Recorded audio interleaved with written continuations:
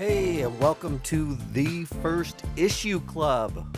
We're a comic book podcast that talks about first issues a little bit. Talks about the news, maybe more than first issues.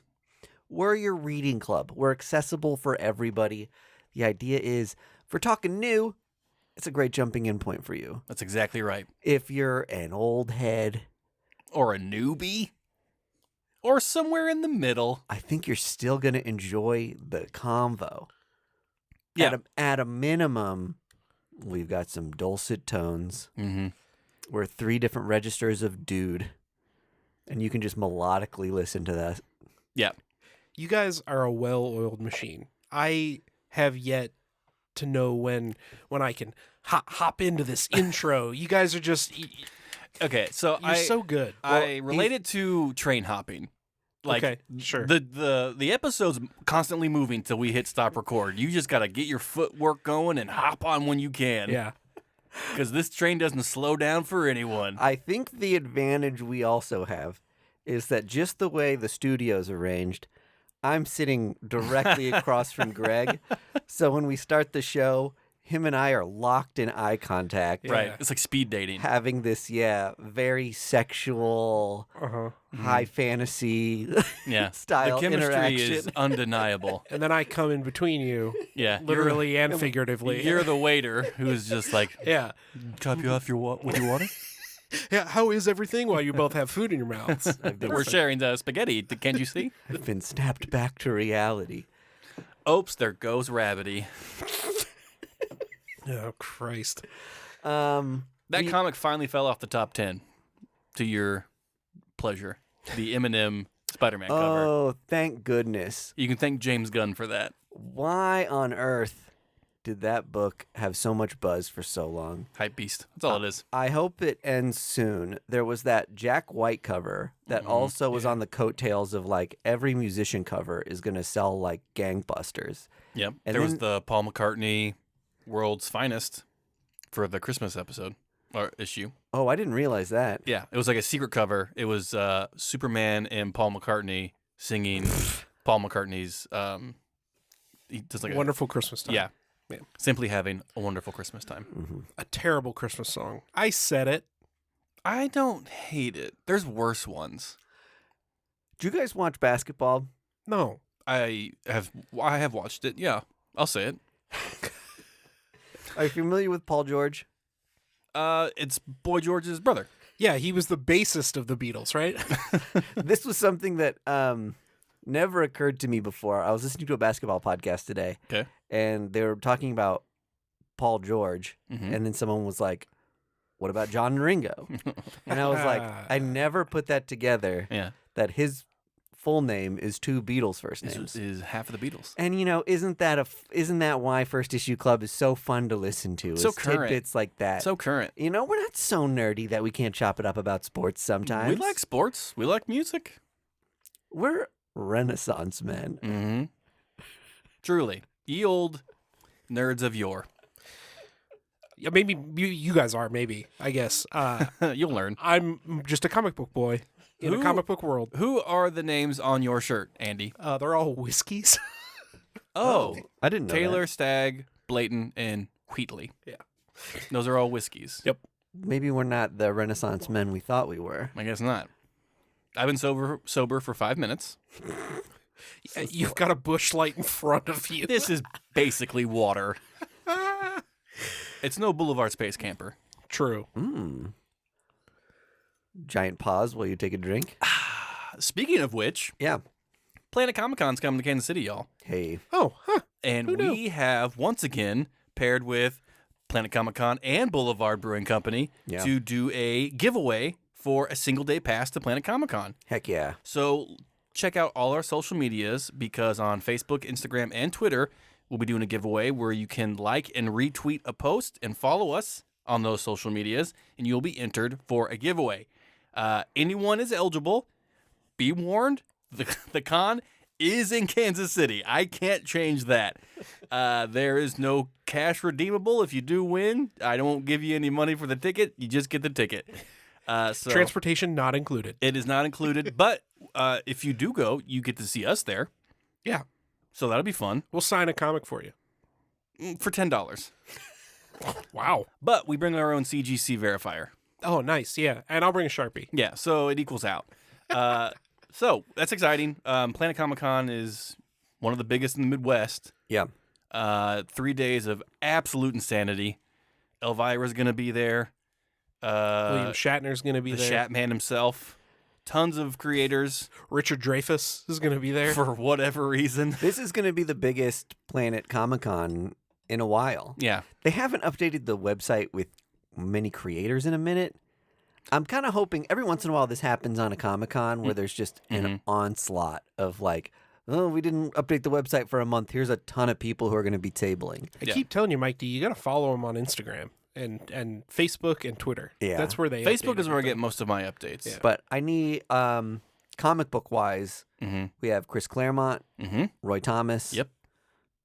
Others, those are the two I'm really focused on. Cullen Bunn will be there. Yeah. Of course. Jason Aaron. Jeremy Hahn. Maria Wolf. Maria Wolf. I'm very excited for that. Yeah. That'll be rad. Yep.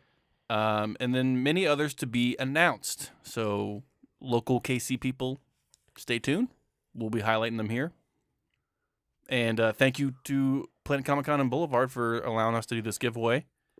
Real cool dudes over there. Yeah. And dudettes. Yes.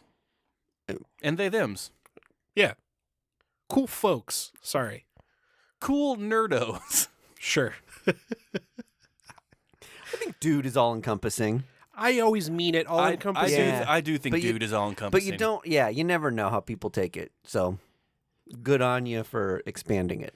Yeah. Thank you, Andy. I need a gender neutral version of dude. Motherfucker. Dode. Dode? Nailed it. in one. Dyad. Hey, we're right in the heart of the U.S. of A. I say just stick with y'all. Y'all. Oh, yeah. Can't go wrong. Partner? Sure. Oh, I like partner. Hey, partner. That has some charm to it. Yeah. My favorite one is... Is it too familiar? Nah. No. Bucko. Oh, see, but that's Bucko a sounds- little sassy. Yeah. Well, Listen, Bucko. If you're flirting, Well, Yeah. sure. hey, Bucko. Yeehaw. Yeah, giddy up. My pronouns are ye and haw. That's probably a Jeff Foxworthy joke. Probably. Ugh. You might be a redneck if your pronouns are ye and haw. And you might be canceled if your name is Scott Adams. Fuck you, Dilbert. Dude, for real. Sometimes we joke on this show, and I'm like, if people don't have the context of who we are, 3 liberal white yes, guys. Whoa, whoa, whoa. That's right. I'm sorry. I can't. 2 3/4 liberal white guys. Thank you for checking me. Thanks, Dad. Where is your dad from? Well, Grandpa was from Spain. Oh, it's Spain. Yeah, but he Nice. grew up in Puerto Rico. Kick ass. So. Still an American property. Spain. It's Spain. España. That's how my wonderful cousin Jennifer. She learned Spanish and taught over there. When they say S's, they add like an E to them. España. Espain. Yeah. She told me the story one time where she was teaching and she asked the little boy, "What are you going to do this weekend?" And the little boy goes, "I'm going to go see a Shrek." And I was like, "That's the best thing I've ever heard." And so I called him a Shrek for about 2 years after that story. How's Shrek doing? That's good. I like that. What is new in the comic book world? What is new? Let's get on track. Well, you know how we love vintage comics, and we love when they come back Sure. from the dead. Yeah. We all thought Battle Chasers from Joe Mads was just lost to time. He had written and illustrated. Is that correct, Mike D? Battle Chasers from 98 to 2001. I think so. And it ended on a huge cliffhanger on issue 9. And then he left comic books to go work on video games. Yeah. Vigi games, as my grandma calls them. And then out of nowhere, it's announced last week that he's coming back to write Battle Chasers with number 10. And then I think he's going to do a couple more issues after that. just right where the cliffhanger ended after issue 9. Hopefully it's still on your poll list. Yeah, get with your LCS to see if it's still on your poll list. But I'm flabbergasted that it's coming back, but kind of fucking excited. I know. Well, that's the funny thing. You say cliffhanger because that was the imprint That was the that imprint. all these comics were on, and a lot of them, like Danger Girl was one that J. Scott Campbell did, Mhm. and it was delayed constantly, and so Yeah. people made a lot of jokes about the cliffhanger imprint being like It's cursed. the one where you're just like, we're never gonna find out. Who knows if we'll get a 4th issue of this? And then like 3 months later, it finally comes out. But very excited. I have these old comics in my short boxes over there. Mhm. I'll have to pull them out and read them again. Yeah, it's thrilling that Battle Chasers has almost the impact of like Saga, and it's only on issue 9. Like it's revered as like one of these like great comic books Yeah. that has this wild fan base, and only had 9 issues out. It made that much of an impact. His style was so cool. It was revolutionary. It was the Yeah. first time we saw it. the when I saw his X-Men, I was like, whoa, interested. Those Yeah. shoes are huge. That style of that is so cool, and it's something that like we revamped on this for a while, a couple episodes back, so I won't get into it too much. But I think so much of that like kind of anime, hmm illustrative manga style has really influenced comic book culture today. And he and what's his name? Was it Adam Warren? I think so. Were the 2 first guys that I was aware of who were doing like American comics that were super anime inspired. And Umberto Ramos. That's the other guy. Ramos kind of had Ramos, that thing too. Yeah. But Ramos, he had that huge run on Spider-Man that like just put him in a different stratosphere as far as notoriety. True.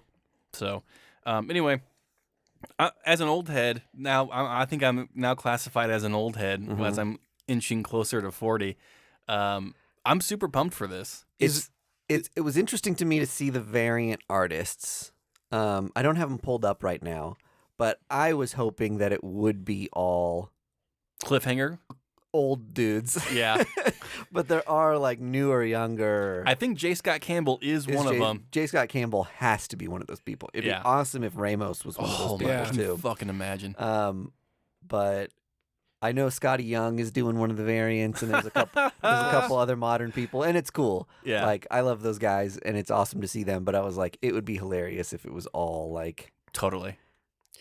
mid '90s guys. Image dudes. hmm Throw in a Rob Liefeld if you want. Yeah. Yeah, this is an Image book, right? Yes. Yeah. Yeah. Is it still going to be on Image? Unknown. I didn't see Okay. one way or the other. It would be incredible if it was. Yeah. Just bring Cliffhanger back for just Battle Chasers. That'd be insane. So moving on, Andy, we talked about this before the episode started with Captain America: Sentinel of Truth number 10 that came out today or last week. Yeah, well, yesterday, but yeah, Yesterday. this week. Time is an illusion. Right. Sharon Carter is getting an upgraded costume, and it's alluded, or you are alluding to, that she may be replacing the previous Destroyer who passed away in issue 9? No, issue 10. I mean, it happened And this issue. okay, so moment of silence. Okay. And we have, I put in the Google Doc for you guys her new suit, and it looks so fucking sick. Yeah. She has like this retractable skull mask, Yeah. Oh, that's righteous. Yeah. and I just hope it stays around because it is legitimately the most badass thing I've seen in a long time. Well, I'm hoping, because as we've learned throughout Sentinel of Liberty, Destroyer is a moniker that's passed at least between two guys. So Just like Colonel Sanders. exactly. It would be sick as hell if Sharon becomes the new Destroyer Yes. and she just She does, needs to. Yeah, if she just does spy stuff and finally has a spy name instead of Agent 13. Agent 13. Yeah, move away from that shit. Yeah. She needs a fucking badass name like Destroyer. Yeah. Yeah, it's a sleek white outfit with like spots of gold and black, and like, God, I can't get over how insane that mask The looks. mask is And the fact that So it's cool. retractable makes it even more. It almost looks like the Taskmaster mask from the Black Widow movie. Yeah. It's sick as hell. It looks like R.B. Silva did this. I think Character design cover? may be right. He does a lot of character designs for Marvel now, which Mhm. I love. That they find those like artists who are like normal ongoing artists, Yeah. but they're like, this person has such a good finger on the pulse of like fashion and design, Yeah. and can put together like a really cool outfit for characters. And R.B. Silva's one of those people for sure. Yeah. Him and Daughterman. Daughterman, yeah, all the Hellfire Gala nails it. designs, so fun. Yeah. They really touched a nerve Well, with the design variants. the Hellfire ones are like that series, or those outfits were only seen in a couple issues, right? Yeah. Mhm. And people cosplay as those all the time now. Yeah. It's Hot as hell. it's cool how They like are very hot. iconic they've become after just such a brief splash. Yeah. It's almost like you can hear Tim Gunn in the background just like, make it work. Yeah. It's like Daughterman's just like drawing out the outfit. That's and he does. Yeah. That's what's cool. Did you leave enough time, Daughterman? I would love to see if they do Marvel MCU stuff. They Mm. gotta do some sort of Hellfire Gala short, Yes. or you could do it like almost White Lotus style, where everyone goes to like a Yeah. like an island somewhere, and you see all the different things that are happening at different times of the one party, or like leading up to the party. It would be such a cool like dramatic show that like maybe features superpowers but isn't like centered around it. You just get to see like the dynamics between characters. Would be Yeah. Can I pitch you an idea for a show? Sure. So we both know, well, we all know here that fashion and nerd stuff kind of overlap pretty often. I would agree. Sure. I think now they do, Okay, but that's I think fine. Yeah, I think they used to be like polar opposites. completely. I'll accept your premise for now. Would it be fun? Thank you. You know what? Thank you. For the sake that you can continue, yeah, sure. To have that recognition means the world to me. Here's the show. Bring on quote unquote nerd or geek fashion designers and have them make outfits mimicked on either X-Men or Avengers or whatever. And like it's a real like competitive reality show. Oh, it's like yeah. Project Runway. Exactly. For superhero outfits. Put it on Disney Plus. You still get to do the superhero angle, but you get to see people make things and what they're inspired by certain superheroes or whatever. Are they doing original character? No. Like Costumes? Like you're given some. Like let's say there's like names in a hat. Yeah, And you pull one out. Yeah. I'm picturing a hat and it's got pieces of paper in it. Mm-hmm. And look, one of them says Colossus. Sure. And so like What does another one say? another one says Glob, Okay. and then another one says Captain America. Glob, the character that doesn't wear clothes. Glob, the character who is pink, loves chickens, and is kind of goopy. Uh-huh. Make an outfit. Make it work. Make it work. Just inspired by him. Yeah. It's not his superhero outfit. Correct. No, This isn't like- don't make a gelatinous suit for someone to wear. God okay. damn it, Mike. I'm trying to make a fun show. I thought you were saying like cosplay the runway. I see where the miscommunication Yeah. was. I apologize, sharks. The outfit will be inspired by Yeah. the superhero, whether it would be be dope. color palette or just how they did with the Hellfire Gala of just like, what would this person wear to an event? It's for a very specific audience. Me.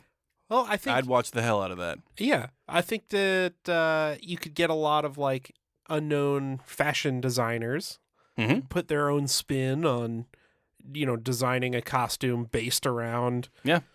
a superhero. I like it. You know what? I'm in. I'll give you Thank you. 5% of the company for $1. Well, I'll have to walk away. I'm sorry. The shark is out. I'll get you. Sorry, Greg. I'll get you. All right. Give me time. Andy, last week we talked about the Contest of Chaos. Dope. And at the time, it was unknown what this event was. Mike, Contest of Chaos is a new summer event that Marvel is doing Uh-huh. in the vein of Contest of Champions. Okay. We see promotional art done by Brian Hitch, and it's like just Marvel heroes and villains just battling one another in some kind of contest of chaos. It has now been revealed that the main antagonist behind all of this is Agatha. Makes sense. So she is creating these chaotic events to prove that she's the, most supreme witch in the MCU, all the while trying to reassemble a new Darkhold. Turns out it was Agatha all along. It was Agatha all along, god damn it. And it comes out this June. So if you just want to see heroes and villains duke it out for no reason other than the enjoyment of a witch named Agatha, That's pretty dope. enjoy. That'll be interesting, because the last time we saw her, I believe, was in the pages of Strange Academy as a professor at Strange Academy. Was she a professor? She was. I think so. Yep, you're right. You're absolutely right. Good guy for a minute. For just a quick minute. Or was bad she? guy. She needed a paycheck. Witches got to go to Target too. Don't we all? And then lastly, to coincide with the new Guardians of the Galaxy series that is premiering in April or May, Mm-hmm. we're going to get Groot variants. Dude, Groot is invading your Marvel variants, folks. Oh, I hate when they do this. Fresh off the heels of Planet of the Apes comes Groot. I'm sorry. Big apologies to people who love this thing, but It's kind of shoehorned in. It's not that. yeah, this is like Groot on every cover of every comic book that comes out for like a week or a couple Yes, weeks. You fucking nailed it. Yeah.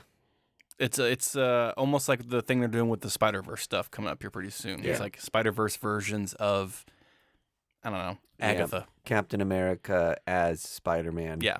But now, and I saw some of the previewed Groot covers on comicbookresources.com, not affiliated with firstissueclub.com, but that's okay. And they're kind of just generic, just like, Captain America and Groot back to back, just like, what's going on? And it's like, not even I'm that sure. inspired. I mean, they get amazing artists to do this stuff, but when you get asked for such a specific thing, Yeah. that maybe doesn't jive or is like so niche that it's not going to be a character that you're passionate about, Mm-hmm. then you're kind of asking for some lackluster covers. And for collectors, these are like kryptonite. They don't get them. They are Just do not get them. you could, let's say one of them is going to be like X-Men 30 something really cool happens in it, and there's a great first appearance. The A cover sells for $100. The Groot variant of this comic sells for $4 for the rest of eternity. Like those comics are worth nothing. Yeah. Not even like the cool illustrated ones. I've never seen in the history of specific variants one popped off and everyone's just like, I got to have that one. Yeah. Except maybe the hip hop variants. You are a dirty liar. Oh, prove me wrong. Gwenpool was a variant cover of Deadpool's Secret Wars. Okay. Her first ever appearance. The whole series they did was Gwen, As Stacy different. as different Marvel heroes. Okay, okay. One outlier out of how many? Okay, but I thought of one sitting here in this room. You came prepared. But the rest of the covers We're garbage. were like nothing burgers. Yeah, but they're funny. Look, Sometimes. if they would have done Groot as Captain America, Groot as the X-Men, Groot as Maybe. the Punisher. I'm still not interested. These covers were just like them sitting at like a park Yeah, bench. It's I like, know. these are nothing. These are just like, can you draw a Groot real quick? And people are like, I guess. Now put Captain America on it. Yeah. Okay. And like, are there really like huge Groot heads. Groot heads out there? Just like, hell yeah. Give me my living tree boy. I think Marvel's probably trying to get that young Yoda money. Yeah, the baby Groot- Let's Yoda. get that synergy. Groot's for kids. But some of these were like adult Groot. Yeah. Like he's off Adult Groot's for kids. doing taxes. Adult Groot is not for children. Yeah, he is. Groot does taxes. That was a great mini-series. I remember Sal Buscema did the art. I love this vein of thinking. Just Art like mundane Groot life. Yeah. I miss my wife. He's just like us. I could not believe they got Alan Moore to write it, you know? Groot contemplates life.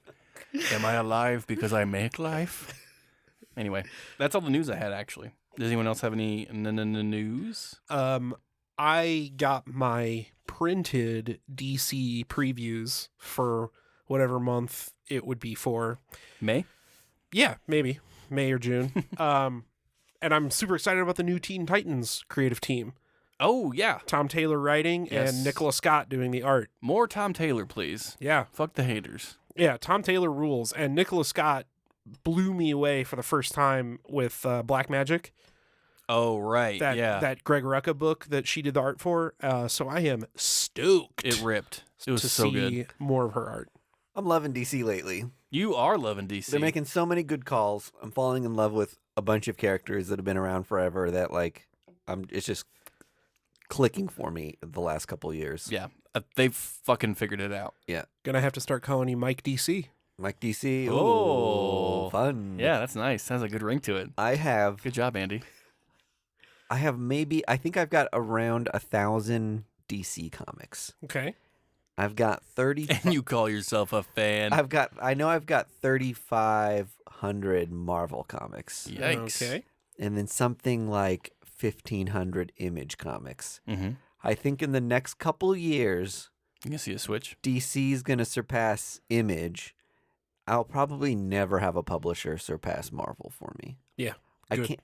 can't foresee stopping enough of those books to ever have Image or DC pass it. So I read the new Action Comics and Superman books. Yeah. And if those keep up the same energy that I read with those issues, you're fucking right. The action comic books have been pre-ordering all Those have been phenomenal. It Yeah. just seems like a complete breath of fresh air has swept through DC. Has the John Kent Electric Blue Comes out soon. Next week. comes out next week. Yeah. Okay. I've got it on my list, so I'll be talking about it. Yeah, I'm wondering how that's gonna be. I think I'm blue. did he get that power? He had that.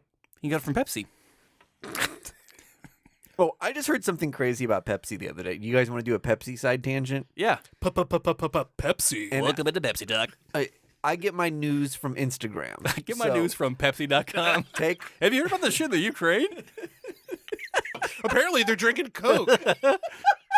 Russia's a real Coke guy. Okay, apparently, Pepsi during the 90s was trying to, or maybe 80s, was trying to work their way into fast food chains to like establish themselves as like more of a competitor. The dominant with soda. Coke, right? And everybody was Coke sold so well. Everyone was like, we don't want to touch So is polar bears. Pepsi.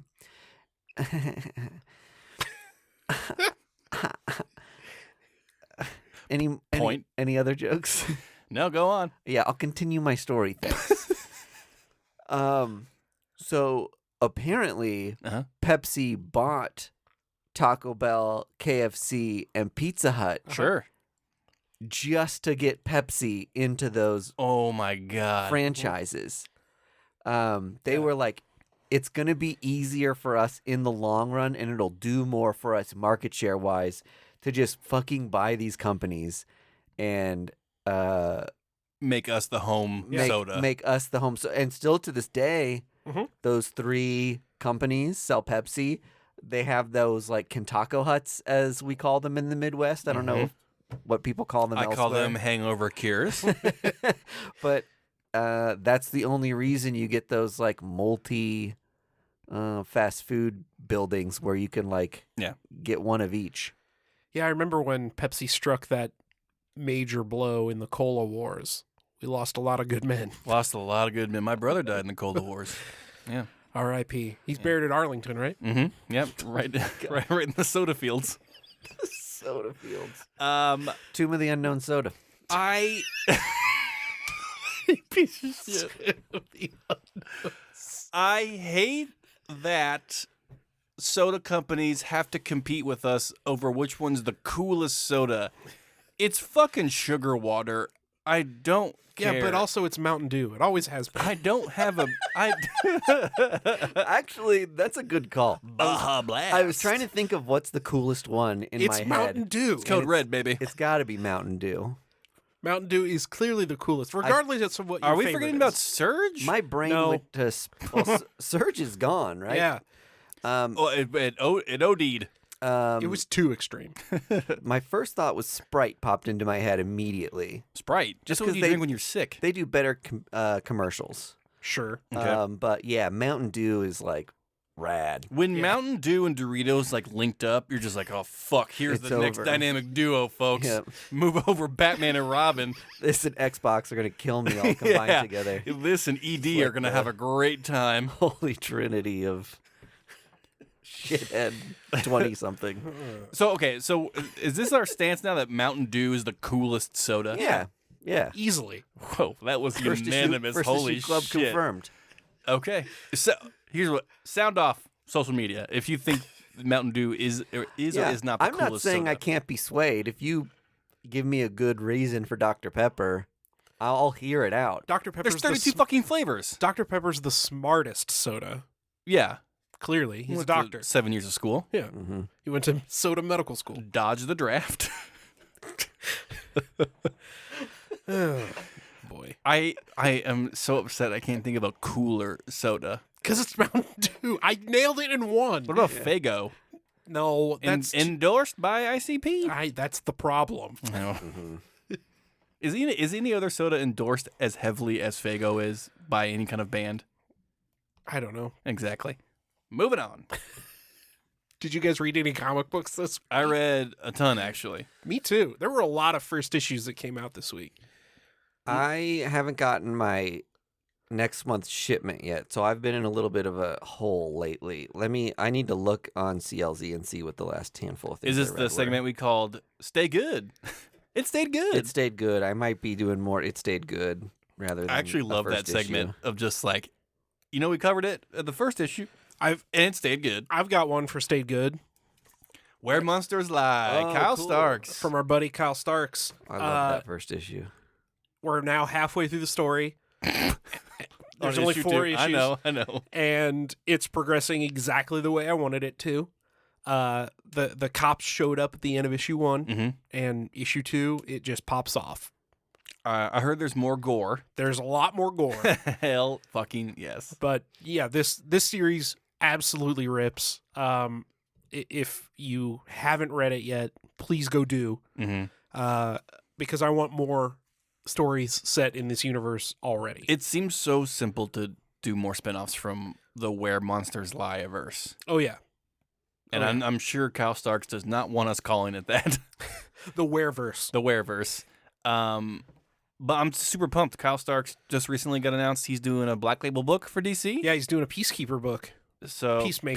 Peacemaker. Peacekeeper. Peacekeeper is what I need when I drink too much Mountain Dew. So he's going a mile a minute. Yeah, The man who never sleeps, Kyle Starks. yeah. Pretty stoked about that. Where Monsters Lie. It stayed good. It stayed good.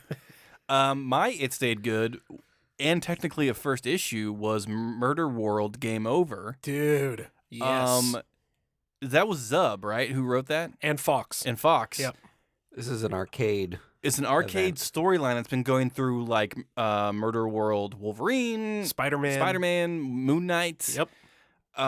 It took a fucking turn that Yeah. I did not think was going to happen that floored me. Yeah. You this whole series, you're just like, they're really not going to go there. And at the end of the series, and they fucking went there. Yep. And they did the thing that no one thought they were going to do with these people and the situations, and this book ripped because of it. It was so good. And it set it up for a potential sequel. So that's what I wanted to talk about. Mm-hmm. At the end of this book, I don't want to spoil anything, but there is a call to action for us, the reader. Mhm. Did you read the Yes. final? Okay. Everybody needs to write Marvel Mm-hmm. and say that you want More Murderworld more Murderworld and you want Natasha's story to be told. to be told and to be wrapped up. Yes. Because I've been desperate for it since the Black Widow ongoing was canceled. Mm-hmm. We got a little bit more of it in this story. Mm-hmm.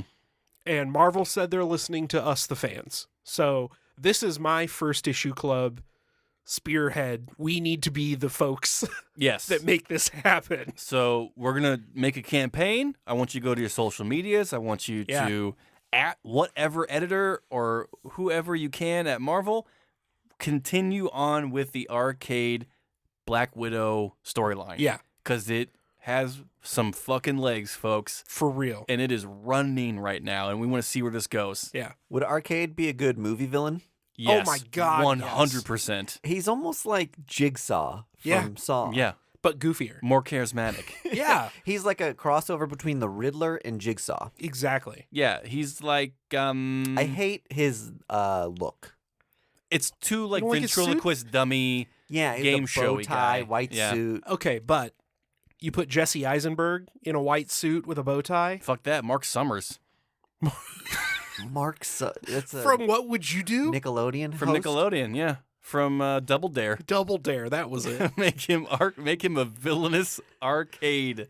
People got to Sure. go through the slime to find the flag. Okay, X-23, you gotta go through Yeah. the slime and watch out for the saw blades. After you answer this question, Sure, man. Jesse Eisenberg's good too, but I think he's burnt out from He's doing not- Lex Luthor. Yeah. This would be, that would be a fun Marvel movie to do with like we need a random reason to get these three characters together everyone loves. Yeah. And it's just like throw them into Murderworld. I want Ron Funches as a arcade.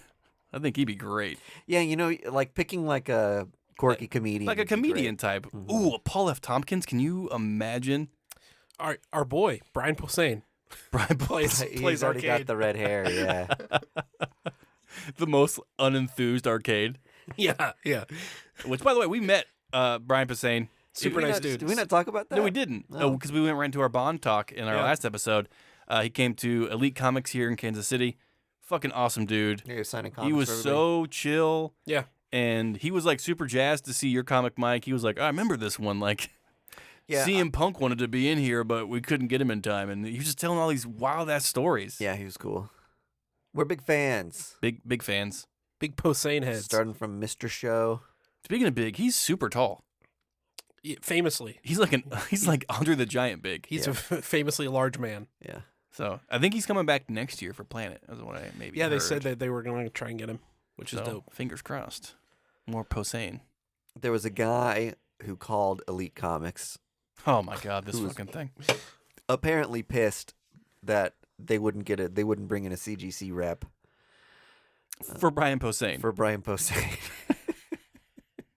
The fact that you have the nerve to call ahead to a shop to see if they have a CGC verifier Yeah. is just insane. A little weird. Yeah. Just let it be. I don't let know. it be what yeah, it is. It's just supposed to be like he was at the shop because he was doing a comedy show that night. He Uh-huh. had a couple like spare hours that Uh-huh. he popped in. Yes. It's like it should just be a fun casual thing. Yeah. Like, and it really was. Yeah. I So- know it's not it's probably not that big of a deal to get a CGC rep or person to like witness stuff, but at the same time it kind of takes the The fun out of it. casual nature of it Yeah. out of it and turns it more into like a money thing. And then it's like, does someone come in with like 100 copies of something at that point to get Yes. slabbed and sell? And then at that point, does he start saying, okay, I got to charge $50 a signature now because of this fucking guy? Yeah. It just kind of spoils the whole vibe. Totally. Put it this way. Nobody calls ahead to the shop and is like, oh, I'm really interested in getting my one copy of Deadpool signed. Yeah. Is there a CGC verifier? Yeah, is there a CGC verify? Get fucked. I just realized I have a Tales from the Shop. Do we want to save it for the Patreon or do we want to do it right now? That's historically been a Patreon. Let's tease all the stuff that's happening on the Patreon today. Okay, so on the Patreon, we have a Tales from the Shop where Andy and I went to Half Price Books and met a very interesting woman. That was a good time. We are going to be doing another Rude Reviews where I read bad reviews from DC movies and you have to guess which DC movie they're talking about. Can't wait. And now we have a new game on the show called Amalgamations, where Andy set this one up 2 weeks ago, actually, where we combine two indie or independent publishing characters into one new character. Yeah, Yeah. And so we have 5 each, really? Right? I think so. So we're doing that, and Well, I think we're also going to try to record record the episode as a video for the first time. Thank God I did my makeup. And so we're doing our first ever video episode, and if that goes well, I tell you what, most Patreon accounts I've seen charge more for a video tier. And guess what we're gonna do? Not that. Also, not that. Yeah. Andy's like, wait, $50. we haven't discussed this, guys. Yeah, so we're super pumped to do that, and if it goes really well, we may start videoing The main podcast. episodes and putting them on YouTube. We didn't talk about that guy. That means I'll have to record with pants on. And You that won't. was my one stipulation. No, we'll put that one on OnlyFans. Perfect. The Hog Edition. That was rude. It was a big genuine smile from you after you said hog edition. So that was your Patreon tease. If that sounds enticing to you, go to patreon.com/First Issue Club. You'll find a ton of stuff over there to enjoy. A comic I read, new first issue, Phantom Road by Jeff Lemire. I read that one too. Quick shout out to our boys over at Oblivion Bar Pod. They got an exclusive cover for Phantom Road from their partnership with Whatnot. Yeah, that's dope. And the cover is fucking awesome. Yeah. So go over there, check them out, see if you can get a copy of that. Congrats to those dudes. And also go to hell, because that's one of my dreams, to have an exclusive variant. The Greg variant. The Greg variant. It's just Alf. Phantom Road blew my mind. It was so short. Dude, it went a mile a minute, It was very quick. Yeah. But the storytelling in there was so precise and condensed and like riveting. And like, I'm going to say this is going to sound weird. It read like a Jeff Lemire book, and it did not read like a Jeff Lemire book. This is a new phase of Jeff Lemire we're seeing. Yeah. That is like, he's trying out something new here, and it's really hitting. What genre is it? We kind of don't know. It's like a sci-fi horror Action. Yeah, maybe Lovecraftian. It's like a new kind of bizarre thing. It's interesting how Childhood trauma. Well, that's in the Jeff Lemire's wheelhouse. I was gonna say it's interesting how he maintained those like family dynamics thing that he like does so well, but still managed for this to be like an all-out action. It was crazy. First issue. The tension and the drama. And like I said, it read really quick. Yeah. I'm just like, okay, can issue 2 come out tomorrow? Because I need to read this right now. I wanted this to be a 64-page book. It was it was dynamic. Definitely worth your time, folks. So for sure. Phantom Road. Yeah. Jeff Lemire, Image Comics. Assuming this is going to be an ongoing. I hope so. God, I hope I haven't so. read otherwise. It's going to be a mini or maxi. Yeah. It was dope. Is that on your pull list, Mike? Yes. Fucking should be. Good. I pull anything Jeff Lemire automatically. Smart move. The Mountain Dew of the week. What else did I read? Oh, let me check my list here. Well, I've got one while you're looking. Yeah. I read Hunt, Kill, Repeat from Mad Cave. Oh, cool. Oh, I never heard of that. This is Mark London and Francesco I am not even going to take a stab at this artist's last name. But it's Hunt, Kill, Repeat, again on Mad Cave. This is Kill Bill if all the major characters in Kill Bill were Greek gods. Go on. Yeah. So it starts over the course of 3 pages. The Greek gods are sick of humanity and they take over the world. That's how the story starts. Done and done. As the story goes on, we find out that Artemis, the goddess of the hunt, has kind of stepped away from being a god. She's not interested in living amongst the gods and being a god. She's living among humans. Kind of yada, yada, yada. Yeah. Much like many a Kardashian. Yeah. You find out that she's pregnant. Zeus finds out that she's pregnant and... Not from him? Not from him. And kills her. Oh. But actually she's in a coma. And she wakes up 10 years later. Okay. Her husband's dead. Her child is dead. She's living in Pittsburgh. And she goes on a revenge rampage. Hell yeah. That's the setup for That's the book. And I'm stoked to see how this goes. I am a sucker for revenge stories. Kill Bill is probably my favorite Tarantino movie. Old Boy is one of my favorite movies of all time. And I am stoked to see where this goes. Yeah. Artemis has to team up with like an underground human coalition that's trying to rebel against the gods. And So what does it give like a time frame of when this is set, or just like it's like current day Oh, okay, ish, sure. current-ish day. Yeah, I like that the characters are dressed like modern people, but like are also god-like. Yeah. Yeah, all the gods are dressed in like, They have like Jinko jeans. They have Yeah. like jeans on, but they've got like gold accessories. yeah. It's a cool look. And Nice. then whenever they use their like god powers, they have these like, how Greeks used to have the little like leaf crown Fillery. things.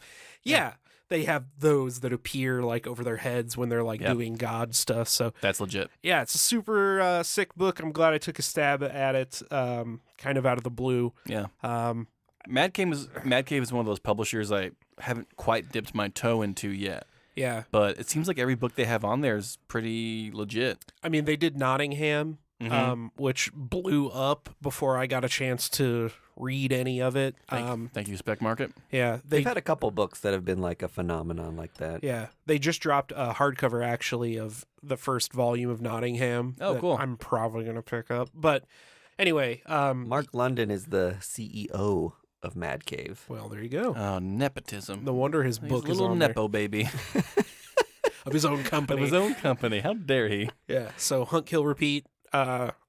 Pretty cool. Nice. Kind of excited about it. Cool. The final book I read was Cosmic Ghostwriter, and Stephanie Phillips is writing this one. no. Okay, I yeah. didn't know that. That's right.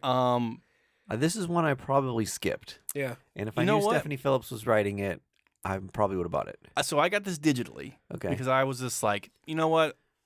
This is another generic Marvel thing that they're doing. Mhm. Cosmic Ghostwriter, looks cool, so they'll probably sell a lot of covers. I'm upset with myself because I wish I had bought this physically because it is such a fun story that Stephanie Phillips is setting up here, and it is much more than a cash grab. It is much more than just some hollow, Ghostwriter story. We're gonna get a lot of depth and a lot of background on, Frank and how he became all these things, and the time in between he was a herald for Galactus and the right hand of Thanos, and he has to. I think the main overarching story is he's going to be brought to justice for all the things he supposedly did in the vein of vengeance. Yeah. So I was floored when I read it, and I'm very excited to hopefully go find a number one on the shelves and then start collecting from there. Nice. It's rad. Everything Stephanie Phillips writes rips. Yeah. It is wild to think that like most of my top 10 favorite writers right now in comics are women. Mm-hmm. And you think about how many women writers I knew of when I was a kid. Yeah. It's like Louise Simonson, and that's it. You're right. You know what I mean? Yeah. It's like unbelievable. It's very cool. That now you've got like more representation in comics. Yeah. Major and shift. that industry's opened up more, and it's amazing. Yeah. And the stories we're getting from it are incredible. It's just cool. Like Yeah. we talk about Leah Williams all the time about how a major shift is happening with all the characters that she tackles. Mhm. That it's like we wouldn't have gotten exterminators from Yeah. some seasoned Marvel tenured dude. Yeah. Like that is a fresh female voice injecting that story into X-Men, and it Right. fucking killed. Yeah, I think we talked about how she was maybe the only person who could write this Power Girl Definitely. sub-story Yep. that she's writing right Yeah. now, like correctly. Like she's got the perfect voice to handle that character, and so many other characters that have been like traditionally mishandled. Yeah. You have these men kind of stuttering around like some of these overly sexualized characters for so long. Boobs. And then how do you bring that into the Modern time. modern times? Mhm. And there's things that just like, men can't No. write those stories, obviously. Like, oh, how can we correctly portray modern femininity and like sexuality? Oh, I don't know. Maybe have a female writer tackle Yeah. a female superhero. That's a novel idea. Nah. Yeah. Well, and this is the reason, like, a lot, like, if you listen to the show for a long time, I collect first appearances of women characters is like the grails I seek anyway are women first appearances, mostly women of Marvel, but I've just started kind of expanding into DC stuff as well. It's because I fall in love with these characters, or I have fallen in love with them over the past 10 years.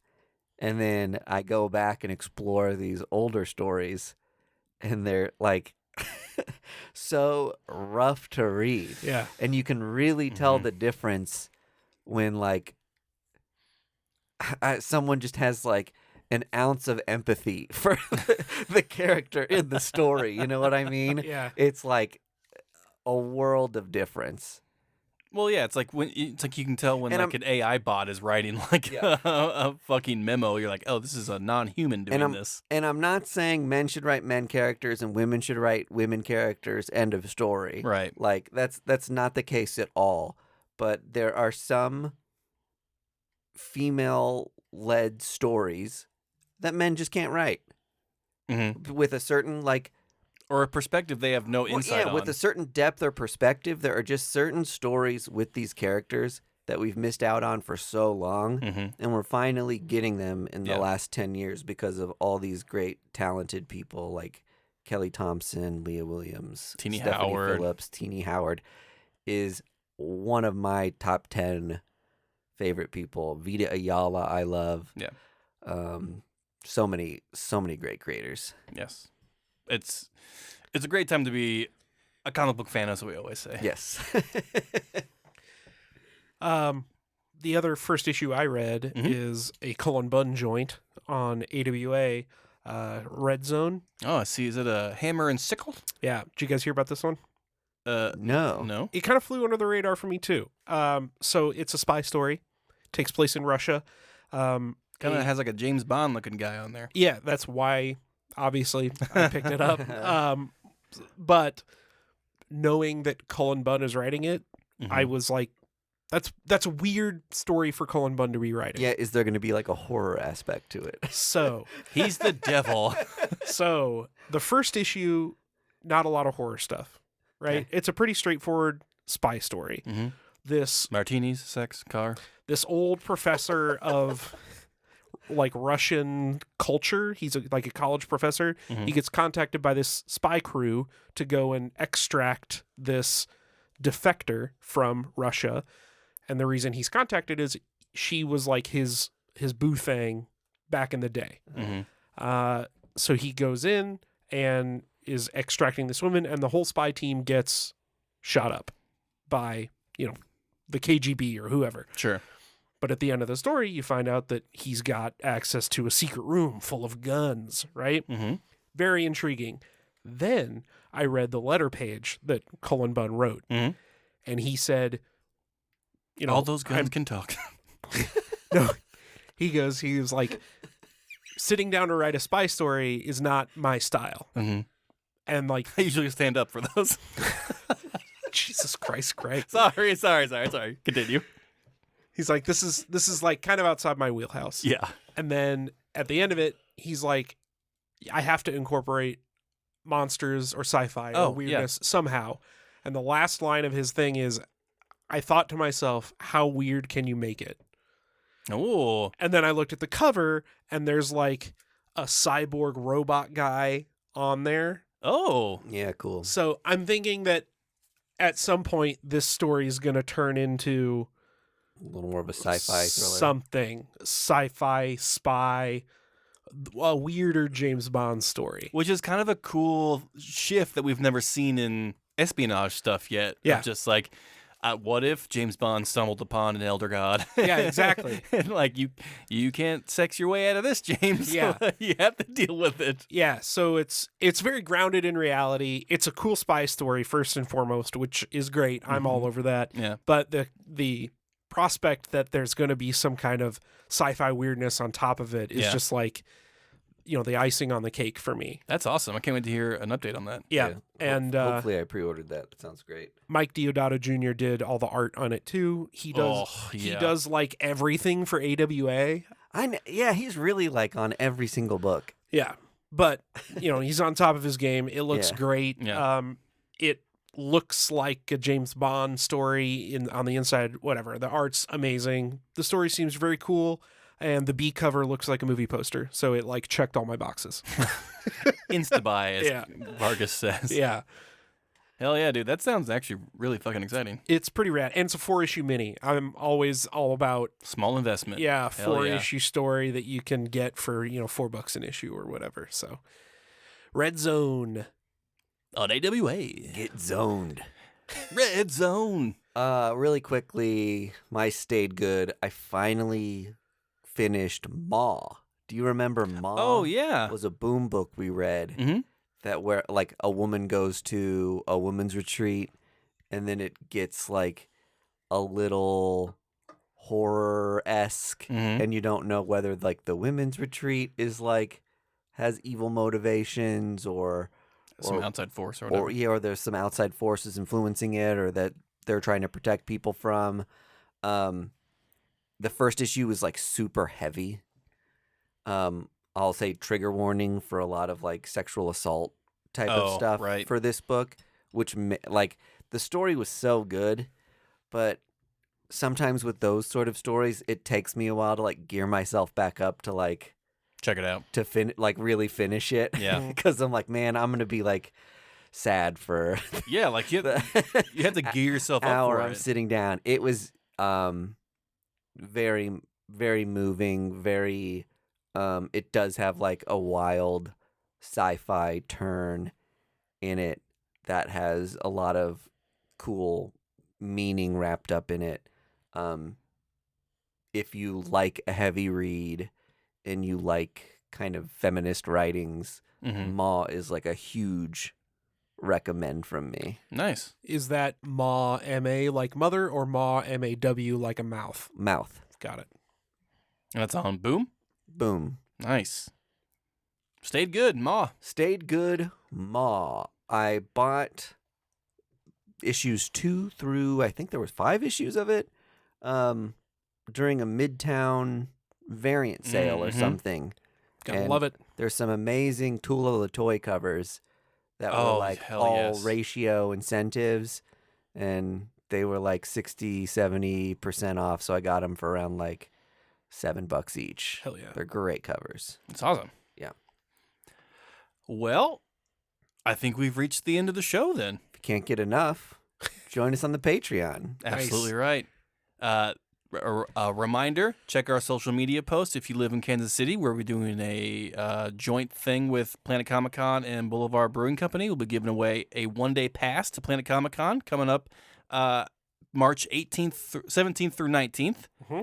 So look out for that. All you need to do is like, retweet, and follow those accounts. Find every editor you can at Marvel. Tell them we want more Murderworld. Hell yeah. I'm not dropping this until we get another Black Widow series, or at least get this story finished. This is the hill you die on. Oh yeah, I'm on top of that hill, baby. And as always, please support your local comic book shops. They need your money and support. And from all of us here at First Issue Club, remember to bag and board them. Bye. First Issue Club is edited and produced by Mike DeStacy, Greg Lichtag, and Andy Vargas. Follow us on social media at First Issue Club, and check out our Patreon for videos, audio, and more at patreon.com/firstissueclub.